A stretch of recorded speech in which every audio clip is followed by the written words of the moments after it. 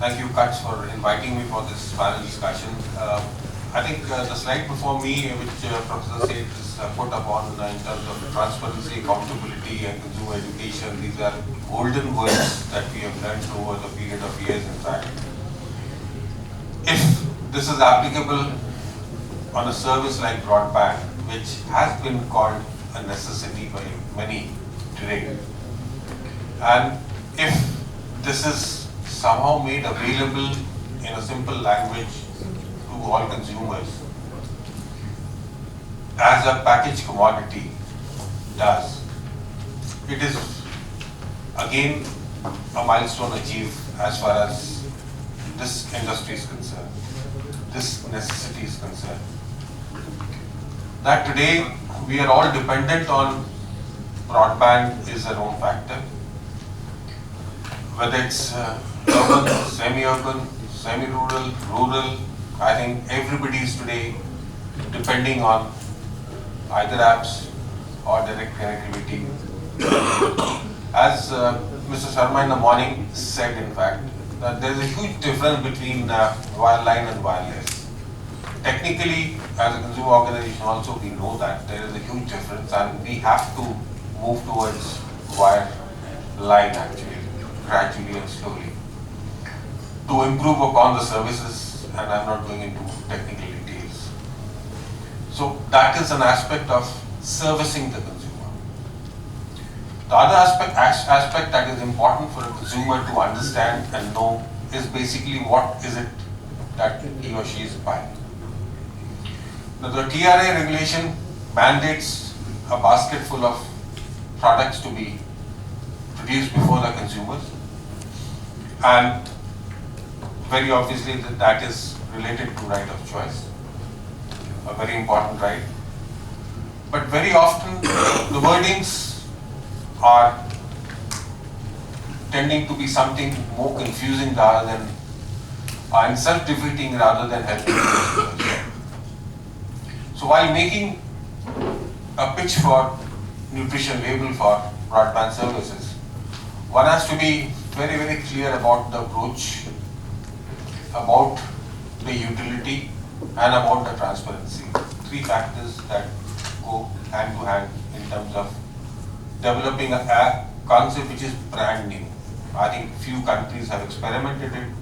I don't really know whether they are fully operational, whether in Singapore or in the US. I don't think so. But first and foremost, we must remember that the last survey done by Consumer International proved that 79% of the people don't read label. That being the fact, we can't shy away from giving information. If you are not reading a label, then you're missing out and it's your own problem. It is a stage where both the industry, the advocacy groups, the regulator, the government, the ministry will say that we are providing you with all the information possible. It is up to you to read carefully. Right now you read things like expiry date, MRP. There are also certain things will be there which you will be guided through. And importantly, ultimately it is the responsibility of the consumer to actually make use of this year-long effort that Kutch is making along with IIT. How it's going to shape up, how it's going to be delivered, intermediary application, as Professor mentioned. These are all learning processes for consumer organizations and for consumers. Importantly is the mission. And the mission is basically developing something which we all know is the need of the hour. Mr. Ravichandran just pointed out the host of data that is available on the TRI website, and I think many of you know that we have been doing the TRI survey and audit since 2006. We basically do procure from service providers a host of information and supply to TRI on a regular basis every year. I think it stopped just last year.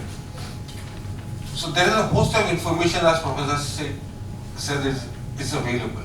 Now many app development, many site development do not take place basically because of lack of information. Here the scenario is absolutely different. You have loads of information available today with the service providers, with the regulator.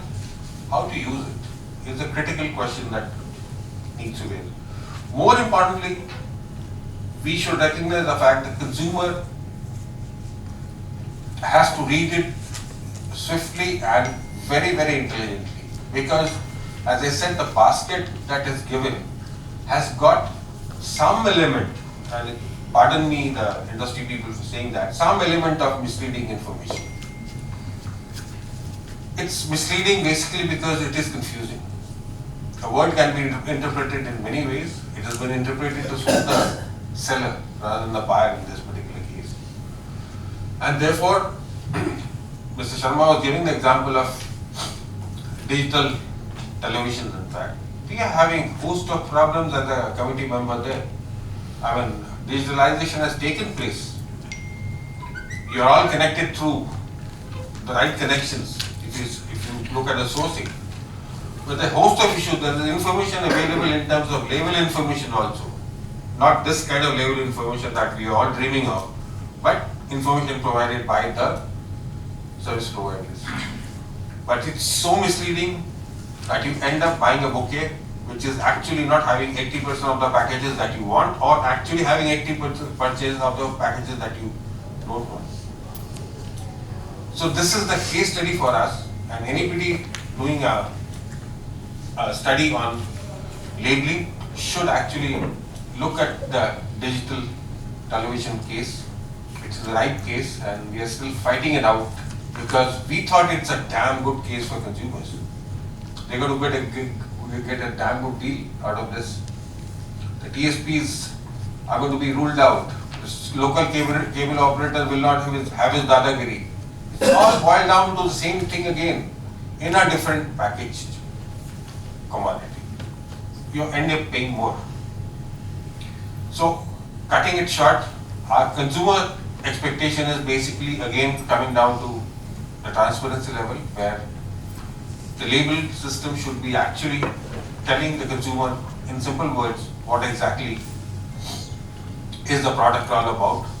It normally we attribute it to download speed, to latency, basic features that the consumers understand while purchasing it, and it should be available online at multiple points. Most importantly, I think I'm going to repeat what Mr. Ramachandran said. The app should lead to those sites. It's app-based world, and no amount of information put on one particular cloud will give the consumer the information that he or she requires. Because deciphering that information, identifying that with the personal need is a difficult task. It's a very difficult task. So I think one has to hold the hands of the consumers in terms of apps leading way to certain basic information. We may do the clouding of that particular information, the crowding of that particular information at a later date, but stick to basics initially, get used to this particular concept. I think Cuts has picked up this particular topic very fast. While the world is developing it, we are developing it. We are very proud of that. And if we are able to develop something within a year's time, within a 1.5 years' time, I saw a very eager chairman, TRAI, ready to lap it up and roll it out to the consumers. That's going to be really a good thing for us. Thank you very much. Thanks, Ashim.